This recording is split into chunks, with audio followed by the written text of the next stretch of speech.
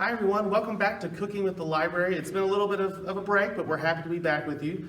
So the Super Bowl, of course, is coming up this weekend, and you guys are probably planning a lot of really cool snacks and fun meals to eat watching the game. So we decided to do a Cooking with the Library focused on chili. Now this is not the kind of chili where you like a soup where you have beans and you put it in a bowl. This is like the sandwich chili, the stuff you can put on burgers, hot dogs, chili cheese fries, and I'm actually at the end of this going to put it on one of my favorites, Frito pie.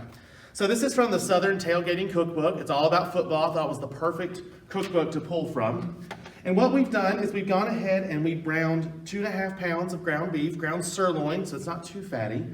We've added a couple cups of yellow onion and some garlic and also a jar of drained pimentos. It sounds odd, but I think it's gonna add a really nice kick. We're gonna kick this back up. This little skillet's working overtime today. There it goes. All right, so we've let that brown and cook all the way through, and now what we're gonna do is add all the stuff that makes the chili. So first of all, chili powder. It's 3 tablespoons. It sounds like a lot, but it's called chili. There's a reason. Chili powder is really heavily featured. You're supposed to do hot Hungarian paprika. I didn't have any hot Hungarian paprika. If you find it though, get it. It's a really awesome thing to keep in your pantry. So we're gonna ad-lib a little bit here. So we're gonna do some smoked paprika, because that's one of my favorites. And then, y'all know my obsession with hot sauce. We're just gonna add a few dashes. Just a few more dashes. There we go, that's good. We'll also add some on top of our Frito powder too. In this one we have both ground cumin, which is really smoky flavor, and also ground coriander. Now coriander is the seed of the cilantro plant, and if you don't like cilantro, don't worry. It has some of that floralness that cilantro has, but it's a warm spice. It's used a lot in curries and things like that. It just adds a nice smoky flavor. And what I love is you can smell it. As it cooks and those chili powder and paprika mix in, it actually turns the color of the beef darker. We have some ground mustard. Used in a lot of barbecue. I use it in my barbecue rub, it's really good. And then what I like about this recipe, it kind of takes a basic chili and it adds some really neat things. So these are herbs. This is dried oregano and dried thyme. Thyme I do like fresh. In a big stew like this, I actually prefer dried anyway. Oregano I actually prefer dried. I think fresh oregano is just a bit too much. So I actually prefer the dried oregano. So we're gonna add a few interesting things. One is tomato paste, and this is a 6-ounce can, if you will, of tomato paste. And this is just really concentrated tomato flavor. And so instead of adding tomatoes, because this is a sandwich chili, so you don't want things that are gonna be too difficult, like big chunks of tomatoes. So the tomato paste, it's very smooth, but provides that flavor that you kind of get from tomatoes that's really, prominent in chili. So that's really awesome. We're gonna stir that in. It kind of needs, you gotta really stir it in because it's a paste. And you kind of cook it down a little bit and get all that flavor mixed in. And again, that gives you that tomato flavor without adding anything that's gonna make it difficult to put on a sandwich. This is a fun one, molasses. So this adds just a little bit of sweetness. But if you've ever used molasses, first of all, it's sticky, so be careful. It's about 2 tablespoons.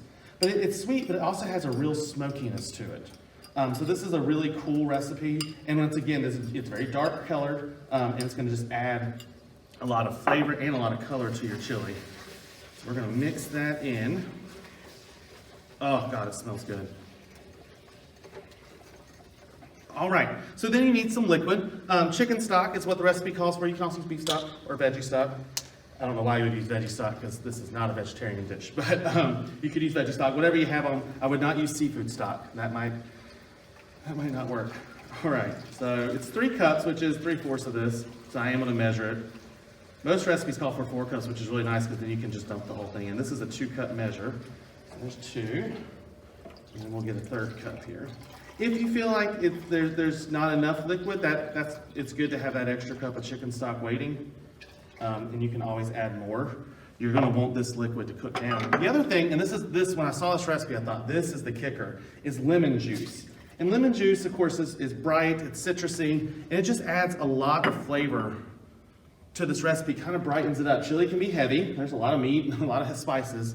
So it's nice to have that freshness in there. All right, and this really is starting to look like chili. Now it is a little soupy at the moment, and obviously you want it to cook down. So what we're gonna do is we're gonna I'm gonna bring this to a boil, and then we're gonna cook it down to a simmer for about an hour, turn it down a little bit. And we'll be back in an hour, and we'll show you the finished product and make our Frito pie.